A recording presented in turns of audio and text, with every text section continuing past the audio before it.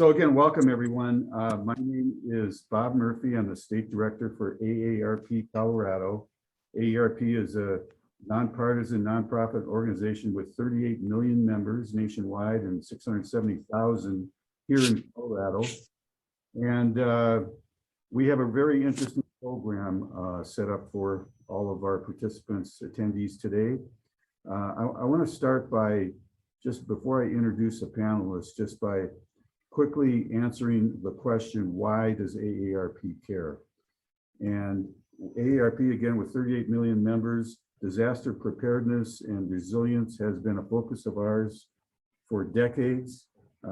We have members that have experienced hurricanes in the Gulf and the Atlantic, floods, not just in the Midwest and the East, but as we well know now in the West itself, and wildfires as well, in addition to other natural disasters. So they impact our members in all 50 states, and it's something that we pay a lot of attention to. We have a disaster resilience kit, which we're going to email to all attendees at the conclusion of this, but it's a toolkit for a guide to how local leaders can reduce risks and prevent and better protect older adults. So that's briefly the why. So our panelists today are, first I want to introduce Roberto Ray, who is our Associate State Director here at AARP Colorado and has put all of this together. So thank you, Roberto. Our panelists are going to be led off by Jarrett Hughes, who is the Senior Policy Advisor on Aging for Colorado Governor Jared Polis. And then we are going to hear from Shale Sabo, who is the Resiliency Program Manager for the Colorado Resiliency Office within the Department of Local Affairs. And then finally from Michael Houston. And Michael is the Regional Disability Integration Specialist for FEMA, for Region 8, the Federal Emergency Management Agency. And I would add that, speaking of floods, Michael has been deployed. He is in Montana dealing with that situation we've all read, heard, and seen about. So if we cue Michael and he doesn't come up immediately, that's why. He's got a lot of balls in the air right now.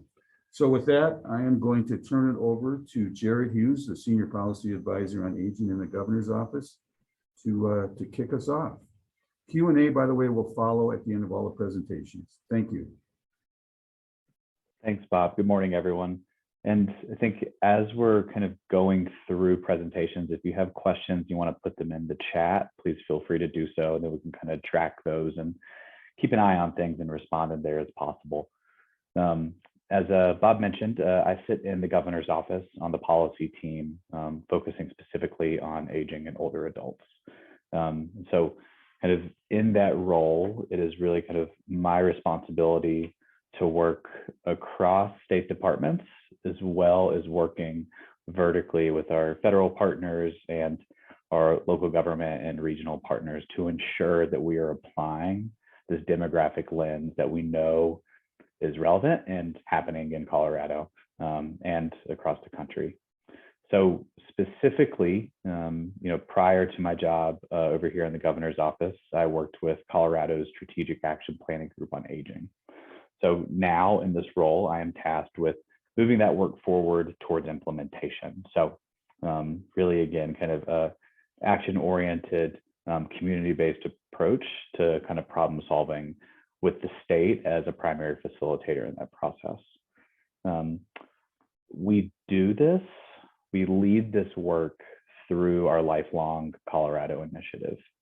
So Lifelong Colorado is really the vehicle we have to drive implementation that supports older Coloradans, supports our family caregivers, and supports our paid direct care workforce. It's a dynamic set of issue areas that we really have to cover and pay attention to. And the issue that we're discussing today is one of the emerging topics here. While we focus at the state level, and my responsibility is to really work again across the departments and with our legislature when we're in session, livable community initiatives and age-friendly community work through AARP and through Lifelong Colorado are central to this. This is really the core foundation here. And when we think about the emerging issues that we are seeing tied to our climate issues, and our fire season essentially becoming year round is really kind of where we are in this process. We know that part of kind of the utility and the value in livable community work is that it's flexible and malleable and can be shifted based on what we are seeing in our communities.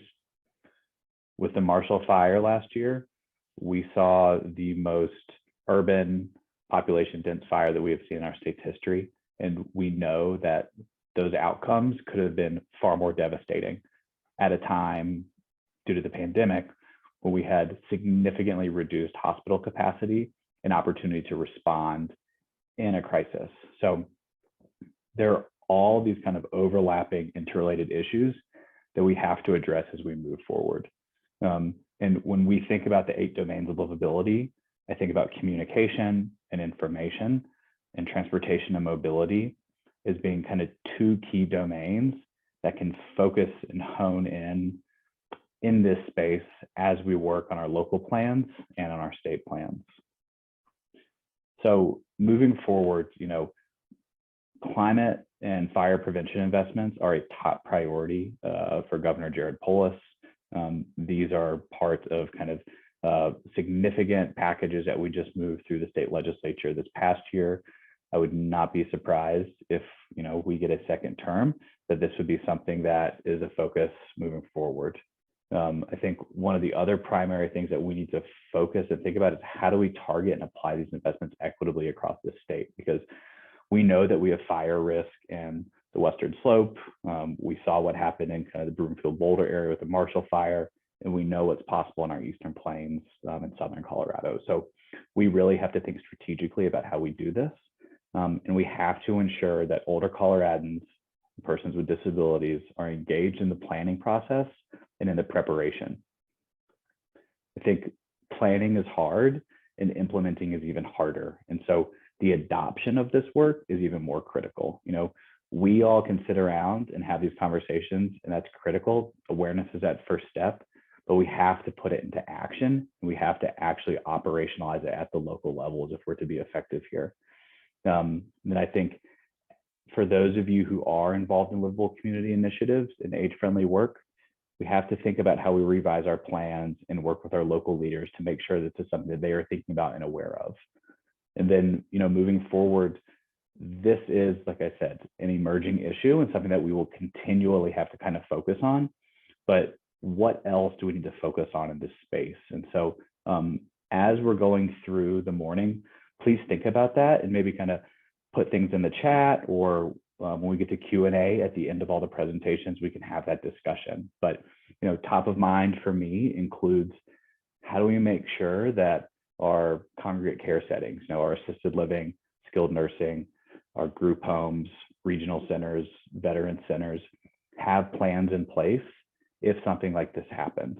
I think that's top of mind for me. And I think another issue that is probably worth exploring is looking at utility assistance associated with these heat waves we're seeing.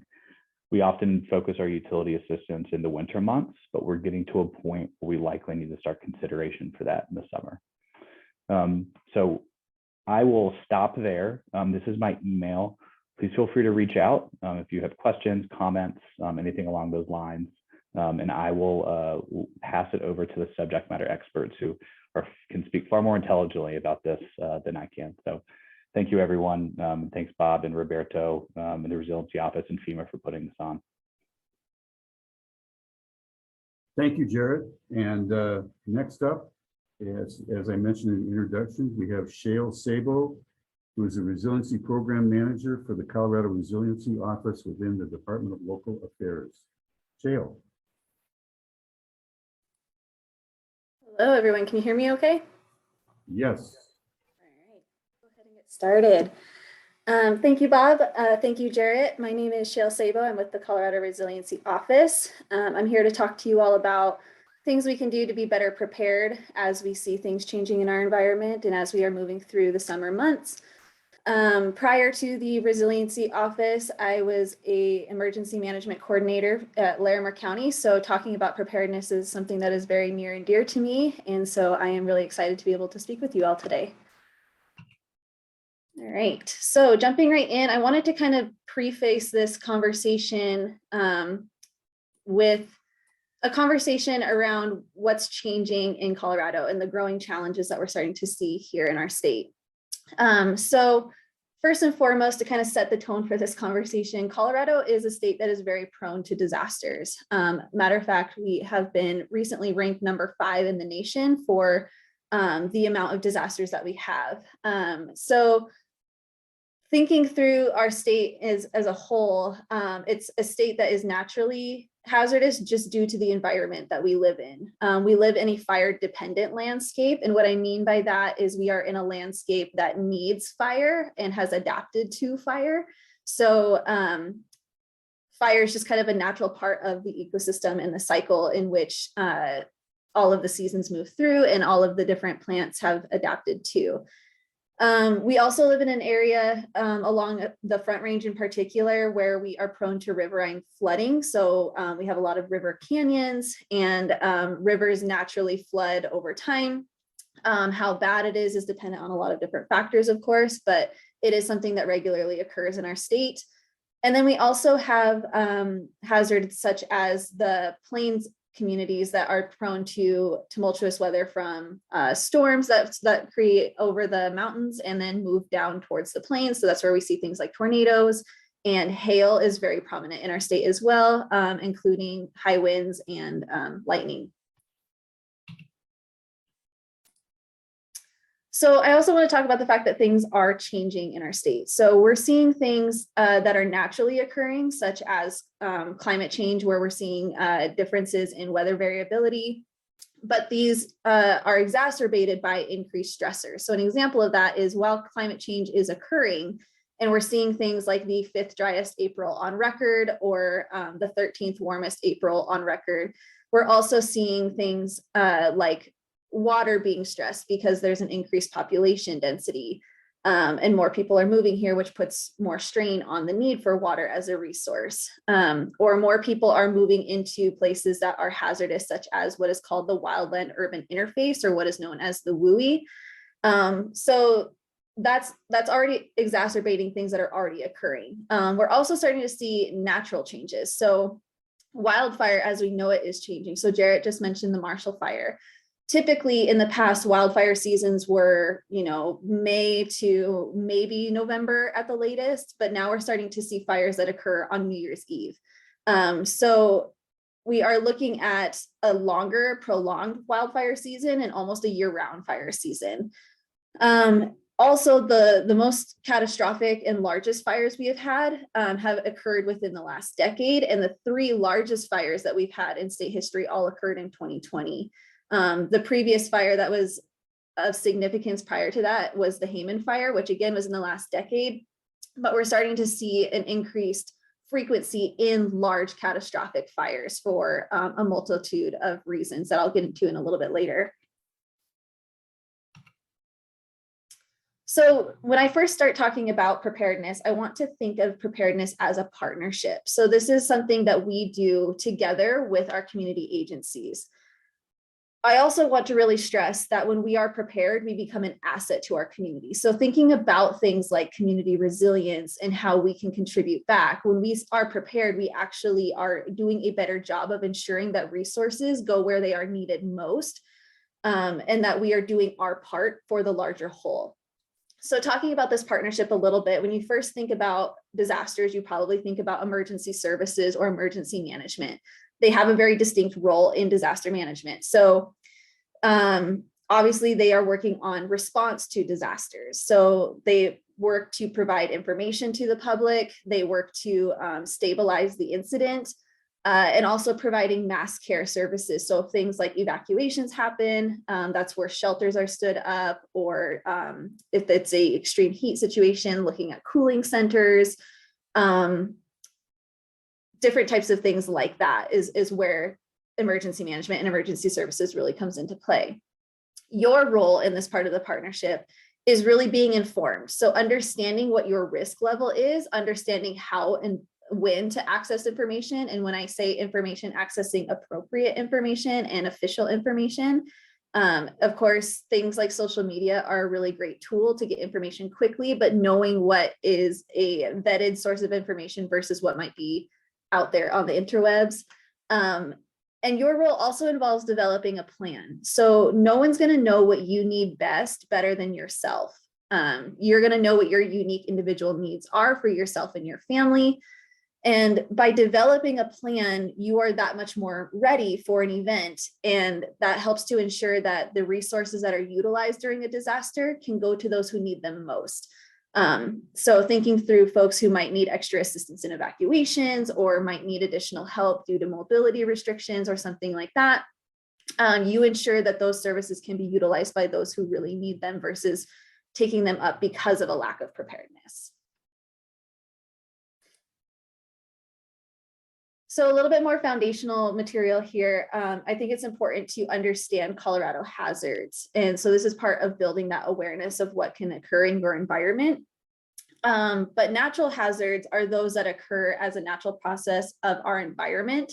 So really the reason that these become disasters is because of the fact that they have an impact on humans, right? If they did not have a human impact at some point, they would just be kind of a natural event that occurs anyway. So things like wildfires would occur naturally with or without human intervention, floods, storms, all of those types of things exist. One thing that I think is really important to stress about the natural hazards that exist in our state is that many of them are very fast moving. So when we think about our preparedness plan, thinking through the fact that fires could happen really quickly, or a storm could bring upon hazards that exist really quickly, and they come without much warning, if any at all. And so when you're thinking through what you need to be able to do to be able to leave your home quickly, that is a huge factor in your preparedness planning. We also have what are called human-related hazards. So these are things that don't necessarily occur naturally, but are more as the result of human activities. So that's looking at things like criminal activity, for example, or biological contagion or something like that. Also, hazardous spills, hazardous materials incidents, those are types of human-caused hazards.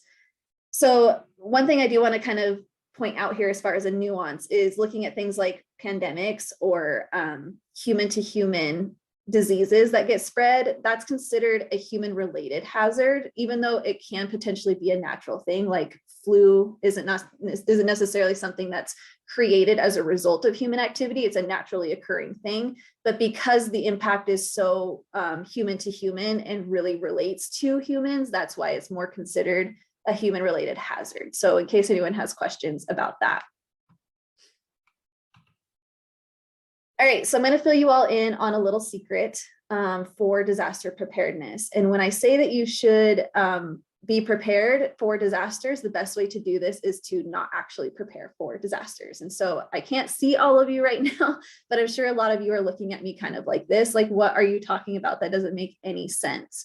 How can you be prepared for disasters by not actually preparing for disasters? And that's where this resiliency conversation comes into play. So to elaborate on this a little bit further, what we should be preparing for is the disruptions that disasters cause. Again, thinking through things like natural hazards, for example, the only reason that they are a disaster is because of the fact that they cause disruptions in our lives. So before I get into this too far, I really want to give credit where credit is due. So this concept of preparing for disruptions versus disasters was really articulated by a close friend of mine, Aaron Titus. He is the author of the book, How to Prepare for Everything, and he's actually a member of both Larimer and Boulder County voluntary agencies active in disaster. And he does a lot of really great work around this concept. And I love this concept because it helps people to better wrap their minds around disaster planning. Because if I just say something like prepare for a tornado, you might have an idea of what that looks like, but it could probably also instill feelings of fear, feelings of anxiety, maybe feeling like you might not be able to do enough, or it could, create that feeling of, hey, that won't happen here. I don't need to do anything about that, which are all very normal human responses to something like disaster planning. However, we can all wrap our minds around a disruption. We all know what it's like to have been without power for an extended period of time. Perhaps we know what it's like when the city shuts off the water when they're doing a project down the road and you're without water for a couple of hours, maybe even a couple of days. We all know what those kinds of things are like. Disruptions are things that impact our day-to-day routines. So there's something that intervenes that makes it so that we aren't doing things as we normally would. So what we can do when we think about our disaster planning is to instead prepare for those disruptions, and this makes preparedness planning that much easier. So a couple of disruptions to consider are listed here on the screen. So thinking about your shelter situation. So what would you need to do if for some reason you are not able to be in your home for an extended period of time? Perhaps you are evacuated. Perhaps there is damage that occurs to your home. Thinking through those types of things, if you are not able to be within the home environment that you are typically in, what are those types of things that you need to plan for? Power and energy is pretty straightforward. If you have a lack of access to power for an extended period of time, what are those things you need to plan for? And again, always keeping considerations around your own personal unique needs and your family's unique needs is critical in this. So if you are somebody who is power dependent, maybe you have medical devices that are related to power, your plan is going to look a little bit different than somebody who does not have that same type of need. Thinking through food. So if we are not able to access our kitchens for a long period of time, or thinking through things like the COVID situation where we saw disruptions in the supply chain and there was grocery stores that were cleared out of supplies. What's your backup plan for if you do not have access to your typical sources of food? Same with water. What are the types of things that you can do in your home to be able to access water? Communications, finance, and evacuation, I'm going to go into a little bit more detail in a little bit. But again, thinking through your unique needs when it comes to medical and health needs. So if you are not able to access your typical sources of prescriptions, for example, what's your plan? Have you talked to your insurance agency about that? Have you talked to your pharmacist about having backup sources of prescriptions? Some prescriptions allow for you to have multiple orders of those, but some do not. So if you are critically dependent on those and you're in that situation, what can you plan with your pharmacist to be able to address that need if you're out of your home for a long period of time? Before I jump into this too, I suggest an exercise for you all. Normally, we would have some time to be able to do this together, but because we are in a kind of shortened period of time, I'm going to just suggest this as homework for you all. And I am always able to answer questions if you have any following this presentation, but something you can do to utilize these disruptions and really start thinking through your disaster plan is to get together with your family and choose one of these topics. You can start with one at a time. Trying to tackle them all at one time can be a little overwhelming. And so it's great to just work line by line and think through these. Also keep in mind, this is not necessarily an exhaustive list. You may come up with disruptions that may be pertinent to you and your unique needs that aren't listed here. So also be thinking creatively through those. But essentially, you pick one of the topics and discuss all of the types of things that could be a result of that disruption. So if I am without food, okay, my next step is to figure out how do I have a backup source of, non-perishable food items, or how do I make sure that I have access to that if I do not for whatever situation. You can do this as an individual, or you can do this with your family. Sometimes it's great to have multiple points of view to help bring in creative solutions. And I always suggest starting at about 72 hours when you're planning. So before 72 hours, if you are impacted and have to be out of your home for three days, typically that's where your go kit comes into play. And I'll talk about that in a little bit. But usually that 72 hours to a couple of weeks is a good starting point to think through your planning. Usually, of course, this is not always the case, but usually we have situations where a disaster doesn't tend to last longer than a couple of weeks. However, in the last couple of years, we have seen that be very different. We saw the pandemic, which it's really still kind of ongoing. And then examples like the Cameron Peak fire, where some folks were evacuated for almost a month at a time, if not longer than that. So I think just to kind of get started, it's good to look at those couple of weeks. You can go up to a month if you're feeling extra motivated, but we also don't tend to encourage going over a month, just because usually in that type of a situation, there's definitely a lot more types of interventions that will occur, whether that's government interventions or emergency response interventions. But we're also not going to completely discourage you. If you have the ability to think beyond a month, definitely go ahead and do so. And I recommend reaching out to your local agencies for support in that. Also, when we're thinking about community resilience, thinking beyond ourselves and our immediate family, right? When we think about preparedness and becoming an asset to our community, we should really be getting our neighbors involved in this type of a conversation and talking through preparedness from a larger point of view. So I'm not saying necessarily to go knock on your neighbor's door today and say, hey, I heard this really great preparedness conversation today, and I think we need to be better prepared and you should do your planning with me. That's not necessarily the best approach, and you might put people off a little bit. So what I always encourage is to find something in common with your neighbors, especially neighbors you don't necessarily know as well, if that's the case. So for example, I have a dog, my neighbors have a dog. There could be a situation where we see something like the Marshall Fire, where a fire comes into an urban area. I may be at work. I may not be able to be home to be able to evacuate my animals, but my neighbor might be home. So can you work out a situation where perhaps you have a trusted neighbor that you know will be home most likely and can help evacuate your dog, and vice versa? And that can be the first step in your preparedness planning. All right, so moving into this a little bit further, I'm going to talk about some preparedness tips that can be helpful in addition to thinking about disruptions to help get your basic preparedness plan started. So first and foremost, the most important thing you can do to get started is to be informed. So it's important to understand your hazard risk first and foremost. So things that you can utilize to look at this are things like the Colorado Resiliency Framework, which the Colorado Resiliency Office, of which I'm a part of, has developed. This is really looking at what are those trends in Colorado? What does the future kind of look like? And what are the strategies and how we can address those as a larger community? So this is a great starting point to be looking at what are those types of things that we need to be projecting for in the future when thinking about our disaster planning. There's also resources like the Colorado State Forest Service wildfire risk map, where you can actually pinpoint your address and see what the wildfire risk around you looks like. And that can be a really helpful use of resources to be able to think through how at risk you might be. There are also official sources of information, such as your local emergency management agency's website might have a preparedness guide or something similar, where they go into very localized detail on what your risk might look like in your area. They also likely have a local hazard mitigation plan, where they're talking through as agencies what the hazard risk looks like and how they can address that. And that's a good way to understand your local picture of hazards that exist in your area, as well as first response agencies or additional types of official agencies like the Forest Service or the local public health agency, or different resources like that.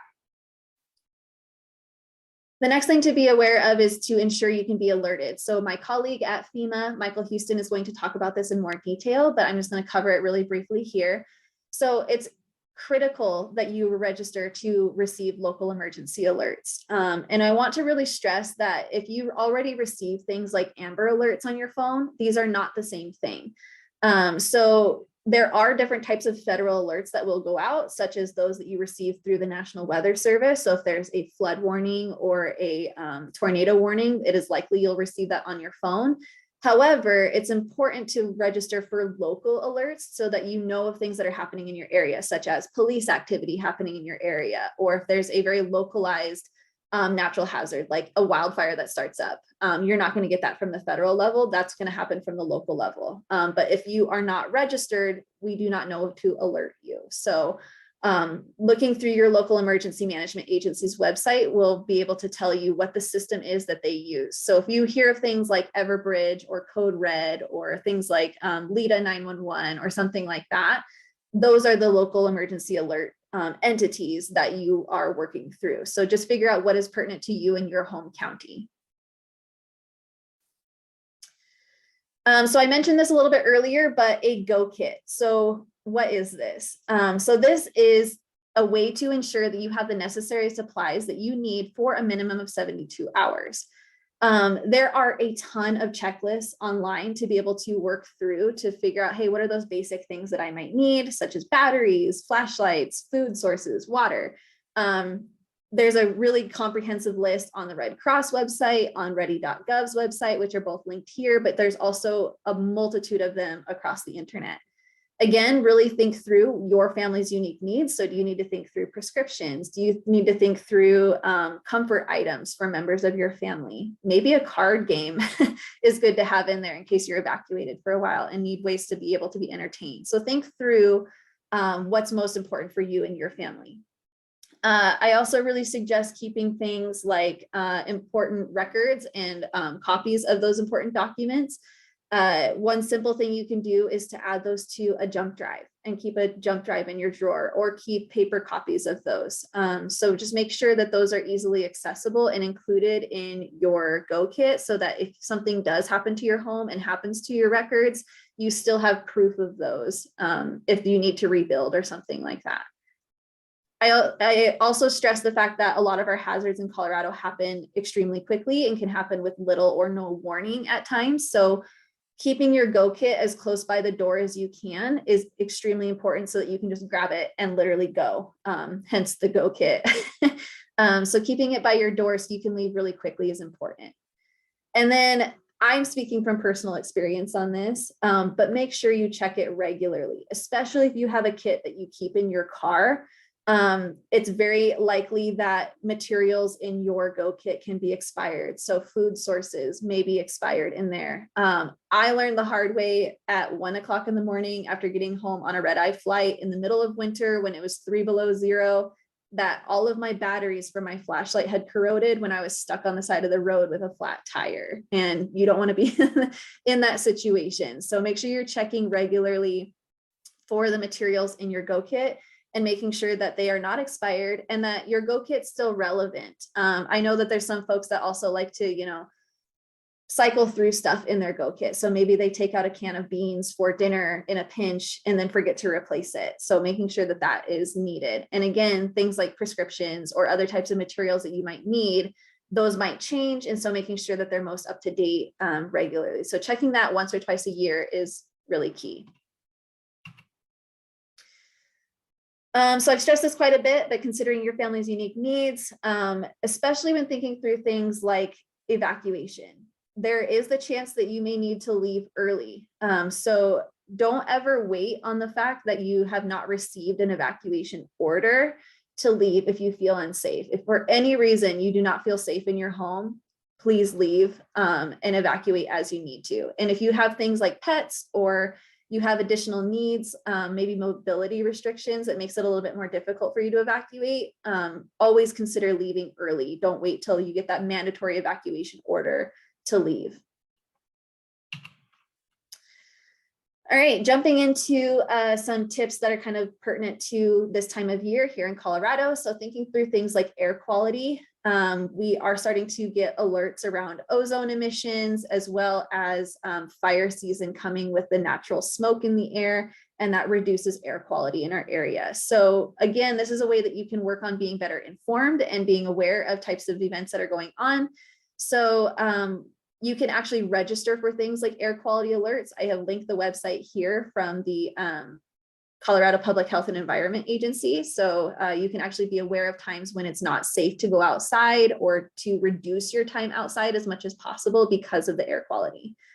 You can also help to do your part as far as like the larger community resiliency perspective to help reduce ozone emissions by taking simple steps. So some of these include things like skipping car trips when possible, using public transportation if it's available to you, teleworking if that's possible, or different types of things where you can carpool, or different types of ways that you can reduce the amount of vehicles that are out on the road. There's also different types of household air quality things to consider. So these actually come from lung.org. This is a great resource that's very comprehensive. I'm just touching on it here. But things like avoiding wall-to-wall carpet that keeps pathogens and different types of things stuck in the carpet that impact air quality over time. Thinking through ways that you can use more natural forms of cleaners, or different types of, or trying to reduce how many chemicals you use indoors. And then ensuring ventilation and using high quality filters to keep air movement circulating throughout the house and getting fresh air in as much as possible. Extreme heat is also something that we're starting to see a lot more in Colorado. We're starting to see more and more days above 90 degrees, even into the 100 degrees more frequently. So a thing that you can really do is to be aware of the symptoms of extreme heat.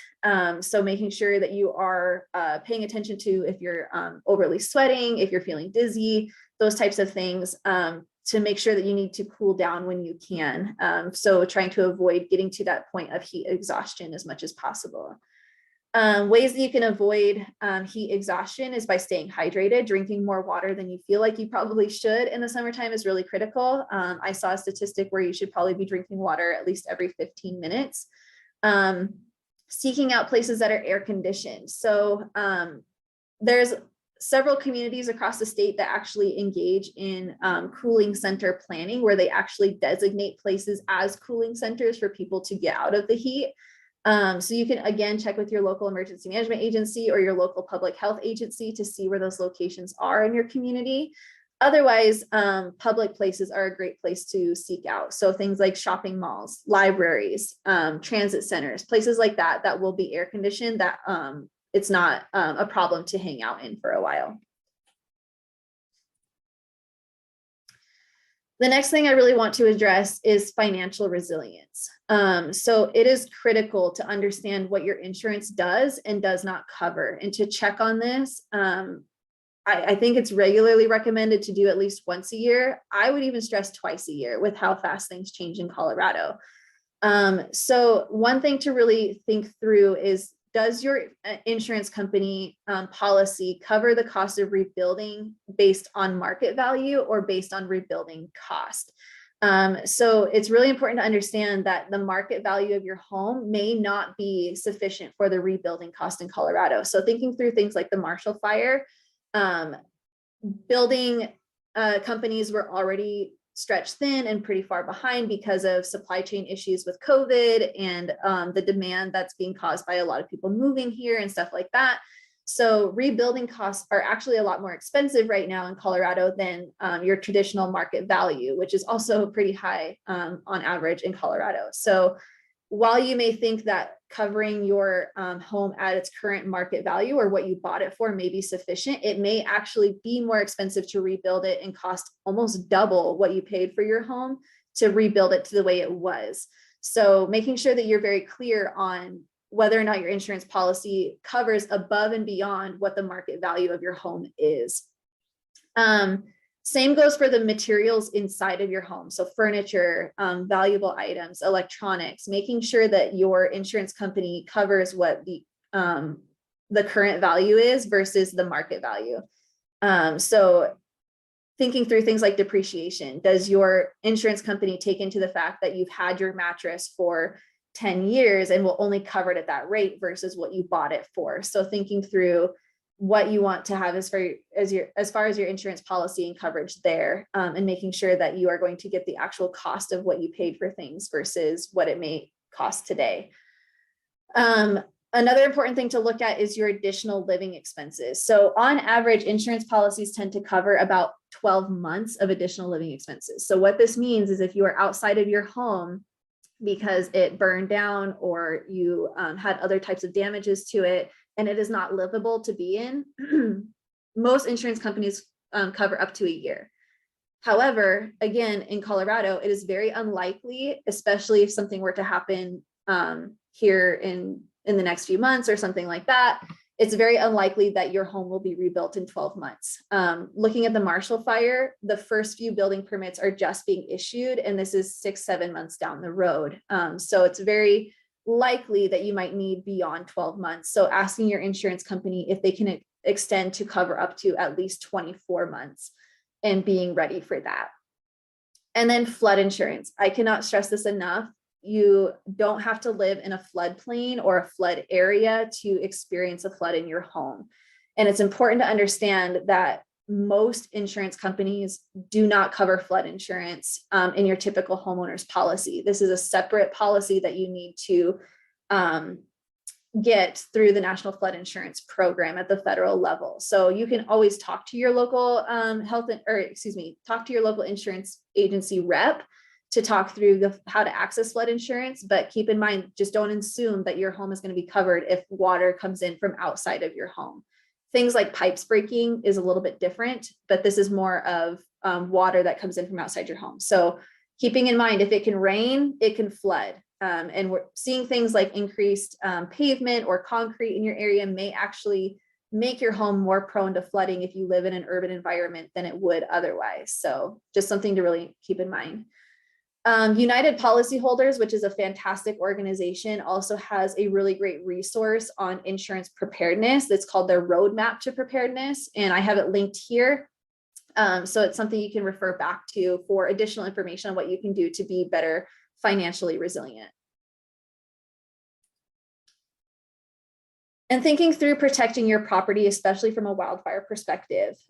So while using defensible space is important to help protect your property, it may not necessarily save your home, but it can significantly reduce the risk of your home being lost to a wildfire, especially if it's done on a community level.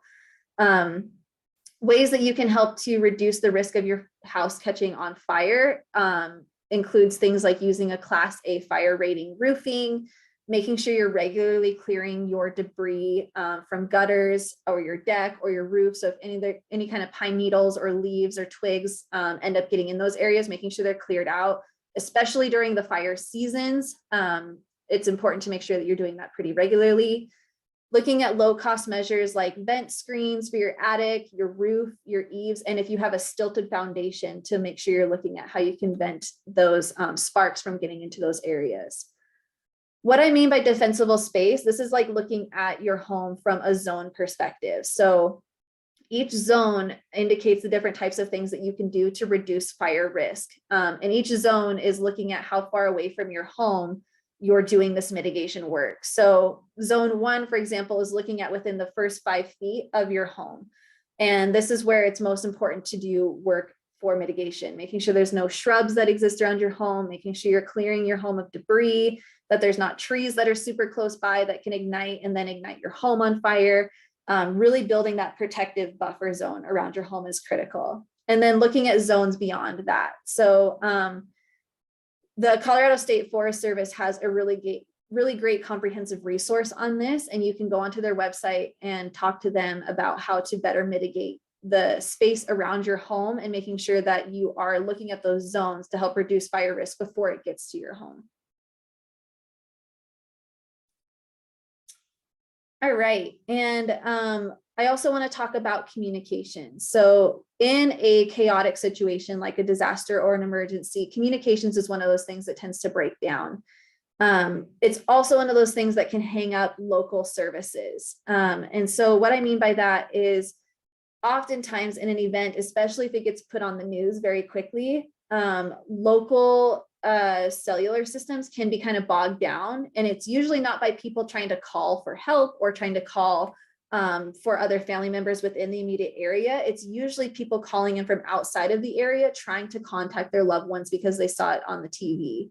So one thing that is really important when you think about your communications plan is to have somebody from outside of the community that you can let know you're okay as soon as possible. So as soon as you evacuate, letting that person know, hey, I'm okay. Let the rest of the family know that I'm okay, so that they're not calling in and bogging down systems.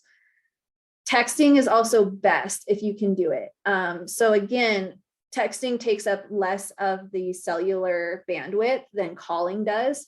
So if you're able to shoot somebody a text really quickly to say, hey, I'm okay, or hey, I'm at our meetup spot, that's way better than trying to call. Obviously, if that's not possible for you, that's completely understandable. But if you're able to, text is best.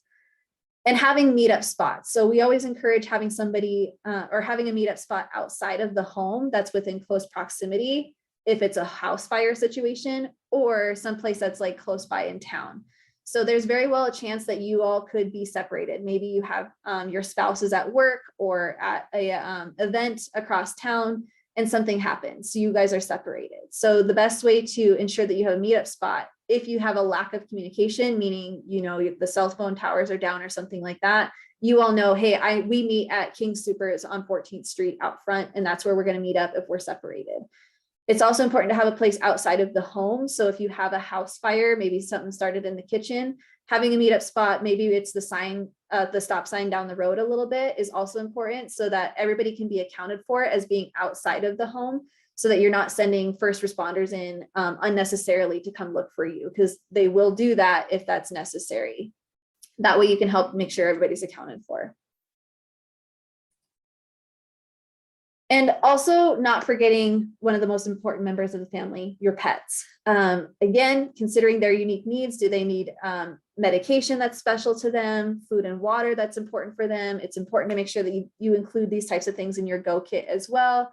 Also thinking through temperament, is your animal a little bit more shy? Do they have a special toy that they prefer that helps keep them calm? Do they need a special type of leash or something like that? Really think through those types of things for your pet and make sure that you have a good preparedness plan for them should you need to leave your home as well.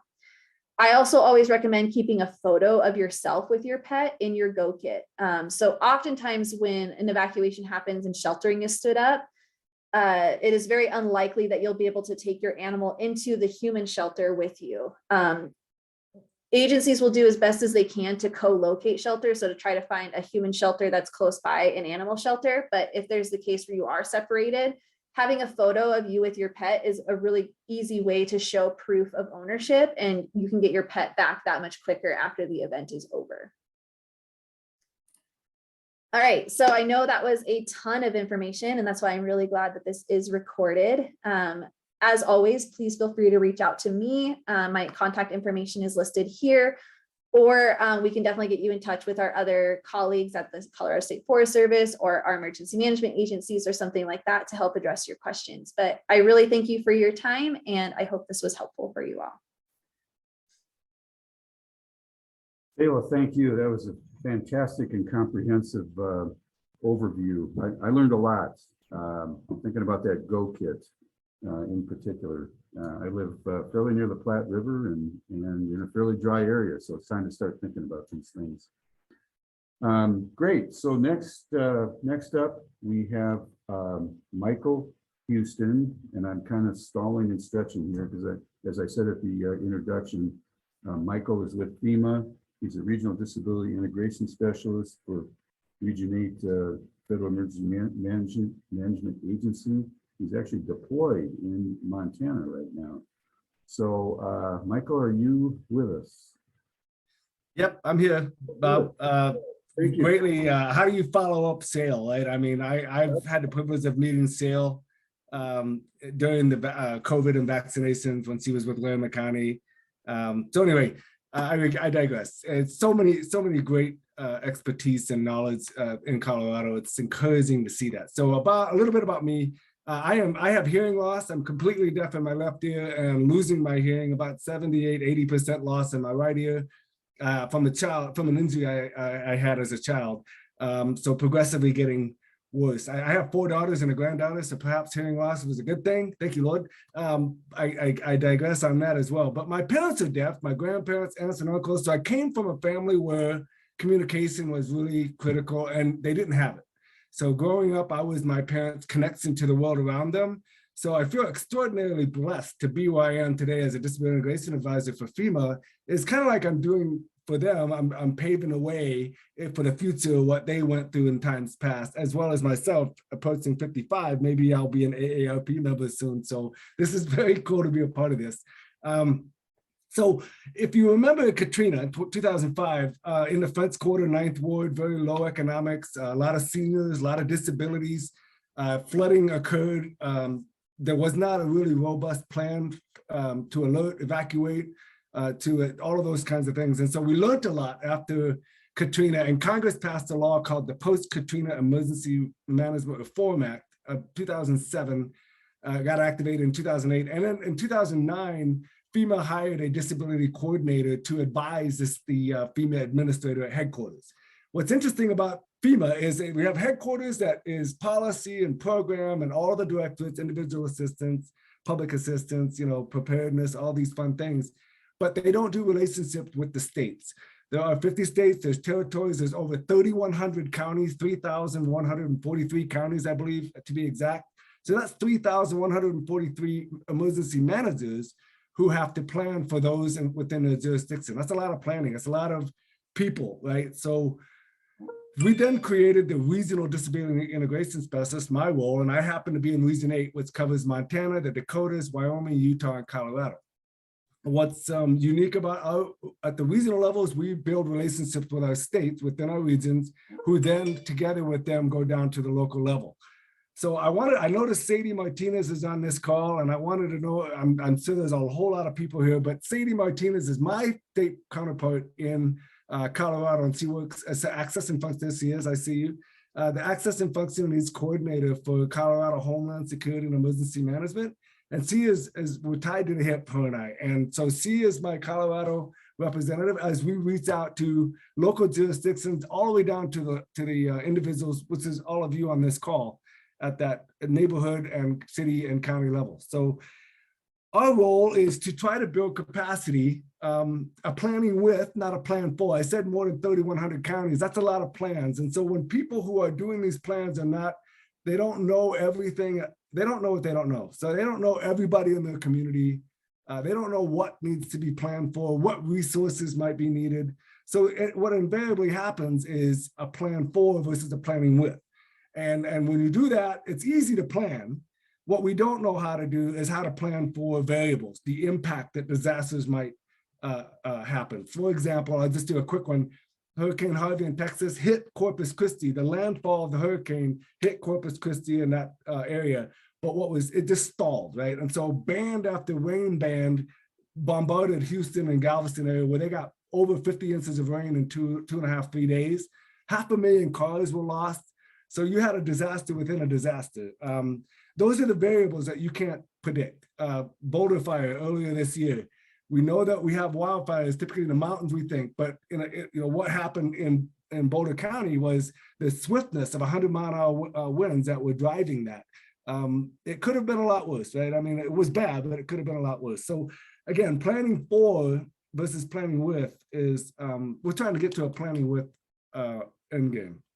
So that's my effort. And then on FEMA, what we're doing right now with our new administrator, we have 3 strategic goals for 2022 through 2026.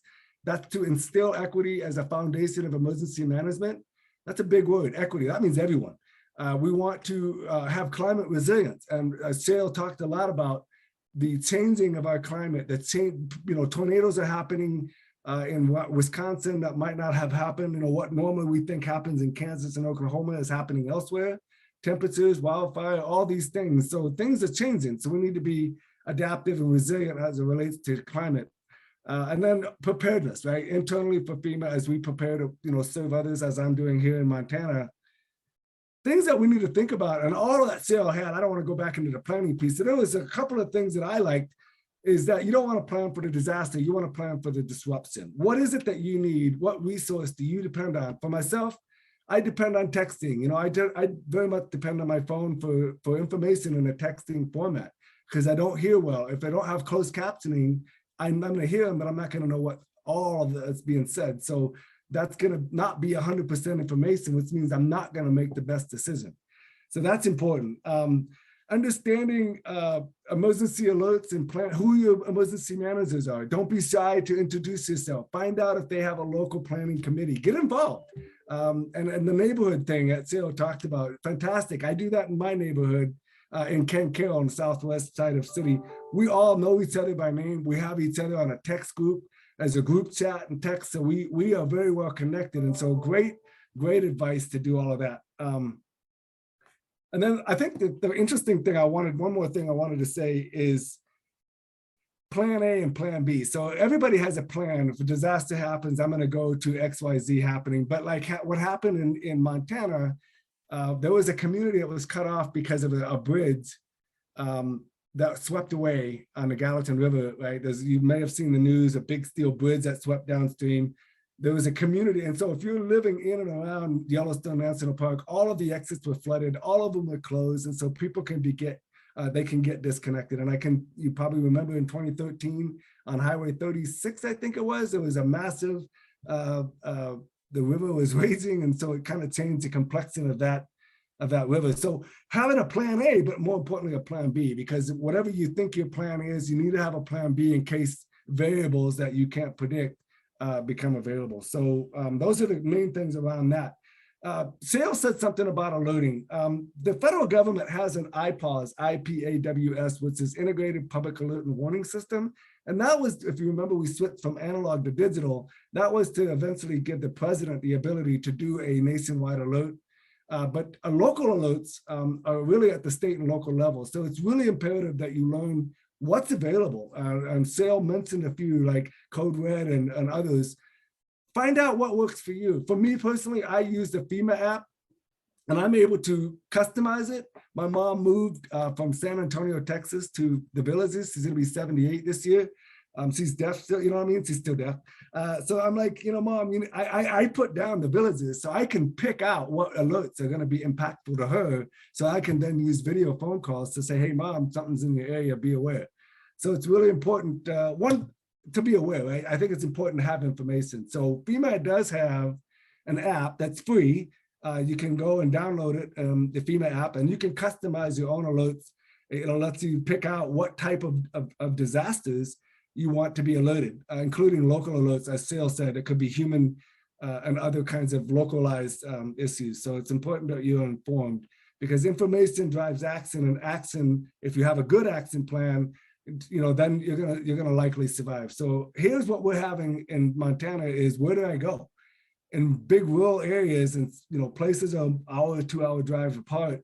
If shelters and hotels are not available and you have to go even further, think about gas costs. Think about the rising costs in our country right now. Those are factors that we now have to think about. And my parents, and others like my parents, some of them may be on fixed income. So they're kind of limited in what they do, what they are capable of doing. So it's really imperative that you have a plan A and a plan B. And at the end of the day, I'm just super awesome to have Sadie in Colorado, and Shale and Ann Miller and Jared. You have so many really good people who are focused on making Colorado resilient, which other parts of the nation are paying attention to what you all are doing in Colorado. So without that, I only had a limited amount of time. My parents didn't teach me how to talk properly. So I talked fast because I wanted to keep it within the time frame. So Bob, I'm going to pass it back to you and wait for any Q&As. By the way, just one last thing I want to plug one more time. Sadie Martinez is a great person, and her team are doing fantastic work in Colorado. So back to you, Bob. All right. Thanks so much, Michael. Appreciate your willingness to join us, even in the midst of what you're involved in up there in Montana. So thank you again. So it's time for Q&A. We're nearing 11 o'clock, which was our scheduled ending time. But to the extent the speakers are willing to stick with us a little bit and answer any questions, I know I can stay, Roberto can stay. So again, remind everyone of the chat function for questions. And then if you want to ask a question, unmute yourself. And there's also a raise hand function, but we'll try to organize this as best as possible. So I'm going to start by looking at chat. See a note from Leslie. I'm going to assume that's Leslie Kalichman. Leslie is the chair of our AARP Colorado Volunteer Advocacy Committee, and she had to evacuate during the Marshall Fire. So this is very personal for her. All right, no questions in chat. Does anyone want to ask a question of any of the panelists? So Bob, it's Leslie, and yes, this is Leslie Kalishman, and thank you. This is a great presentation, and I just appreciate all the speakers and your expertise and your knowledge. And yes, I live in a community that was near the Marshall Fire, and we did evacuate. Unfortunately, the winds didn't shift enough, so I still have my home. But my question is for Shale, and the question is, when you say, my ears kind of perked up when you talked about making copies of important documents for your to-go kit. And my question, or a thumb drive, which is also a great idea. What is there a list of such documents that have been found to be most useful? I can see me walking out with a notebook, and that's kind of not what I probably need to be doing at that time. Yeah, absolutely. So on those resource links that I have in the presentation, which will be sent out, there's some considerations on there as well. But think through anything that you might need to be able to prove who you are, who your family is, or if you need to file a claim of some kind or show proof of ownership, right? So thinking through things like birth certificates, homeowners and renters insurance, health insurance documents, prescription receipts, or proof of the need of prescription in case you have to locate somewhere where your pharmacist isn't typically located. Marriage licenses, anything that you would really need to really make sure that, I guess, would be very difficult to replace. Mortgage information, deeds to your home, that sort of thing. So anything that you want to make sure you would not want to lose, or that you'd probably keep in a safe at home, is probably something you want to keep a copy of. Also something to really consider when you're thinking through insurance as well, is taking photos and videos of your home. So you could even just once a year walk through your home and take your phone and do a video and say, hey, here's all the stuff in my home. Here's what I paid for it. Here's what the value of it is, and keep that in there too. So then you have something really easy to turn over to your insurance and say, hey, this is what I lost. Here's documented proof of it, and you can keep that, or you can keep a spreadsheet of all of those types of materials. I think a video is easier. I'm not somebody that's going to keep up on a spreadsheet that well, but something to consider as well. Hopefully that's helpful. It is helpful, and I wonder about if you have an opinion about a thumb drive versus the iCloud, something like the cloud or something like that, uploading some of that stuff. I'm a big fan of redundancy for preparedness. So I don't see why it wouldn't hurt to have iCloud and a thumb drive, just in case, you could lose your phone. iCloud's nice because you can access it from pretty much anywhere, but having that thumb drive might be an easier way to hand something off quickly or something like that. But don't be afraid to be redundant by any means. Thank you. I would, if I could, real quick to that point. If you think about Hurricane Maria that impacted Puerto Rico, I'm not saying this would happen all the time, but they went 9.5 months, with consistent power outages. So when you think about accessing, we want to have redundancy. I absolutely agree with Shale. Redundancy in many different formats is going to serve you well in the long run. Other questions? Let me check the chat real quick. Lots of thank yous. That's great. So I have a question that was directly sent to me around guidance on how to make a home video. I believe that resource from United Policyholders is a good place to look for that. What's also really great, just kind of plugging United Policyholders, because I think they're fantastic. They are all people who are not only insurance experts, but have been through events themselves. So a lot of them have been through major wildfires or other types of similar local events here in Colorado, especially. So if they don't have the resource listed on their website, they are more than happy to answer any questions that you might have. And they have really great videos and stuff like that as well that you can use. So I would look to United Policyholders for a resource on how to make your home video, or any way to document your your items that you own. And Bob, I also got a direct question also. So how do you register for alerts in your local area and so forth? I did mention the FEMA app, and Sadie Martinez, if you could drop your contact information in the chat, because she's at the state level. They're working on that very thing, just making sure that what kinds of resources they need to be providing at the state. And it's more than one way, right? There's multiple ways. So they're doing a comprehensive work on that. So for sure, take a look and see if you can contact Sadie, and she will work with you based on where you are in Colorado and what they're doing on a statewide effort. Other questions? And once again, we are going to be sending out, and Roberto confirmed this, but we're going to be sending out the PowerPoint. The recording will be available, and then the AARP disaster resilience toolkit for local government as well.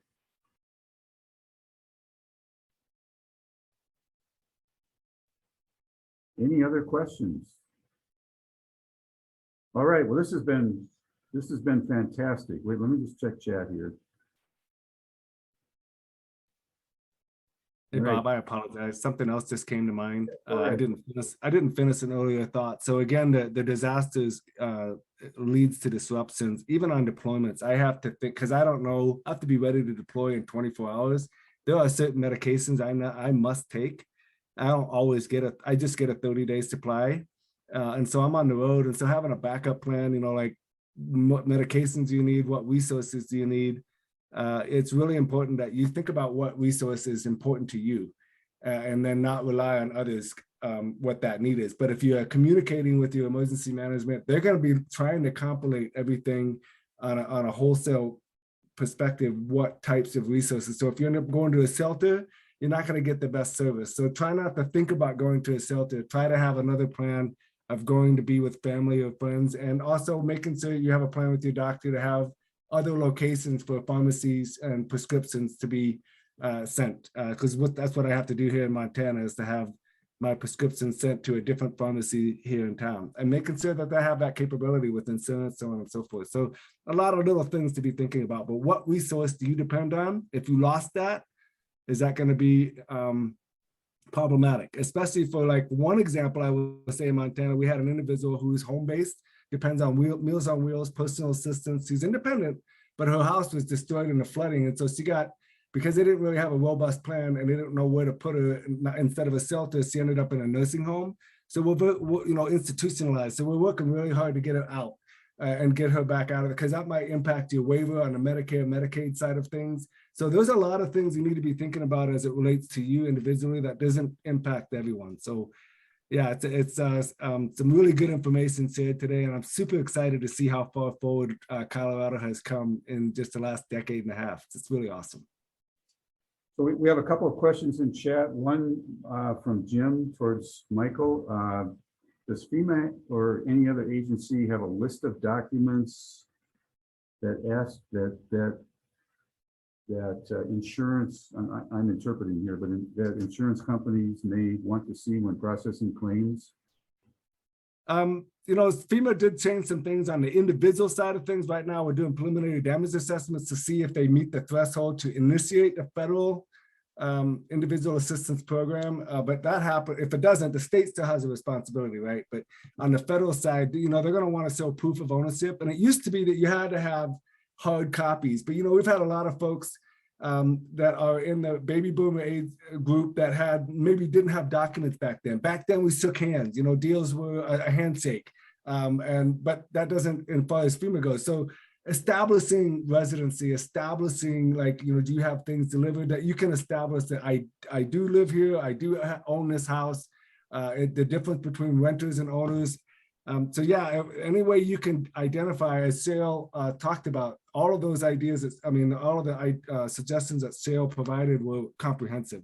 That's what you're going to need on a FEMA site as well.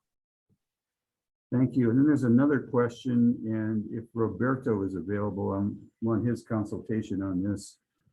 But let me just check her name here. Darby, I believe, is the president of the Adams County Genealogical Society. Anyway, is asking about whether or not this presentation can be shared with her organization. We will be putting the presentation, the webinar, on YouTube, so people will access, and the link will be mailed to everyone that was on the call. And we will also be sharing the PowerPoint as well as the AARP disaster preparedness toolkit. So she would be able to share that with her group, since that's a public resource? Yes. Okay. Okay. So I want to clarify. Never went to law school. All right. One more check in chat. More thank yous. Well, listen, let's start to wrap this up. And this has been really incredibly informative. I think all the thank yous in the chat speak for themselves. There's a suggestion now to take a screenshot of the chat. Good idea. And I want to thank start the thank yous again with Roberto Ray, who put all this together, and of course our presenters, Jared Hughes, Shale Sabo, and Michael Houston. Thank you all very much, and thank you to the attendees for taking some time out of your day to learn all of this extremely important information. Thank you. Thanks, everyone.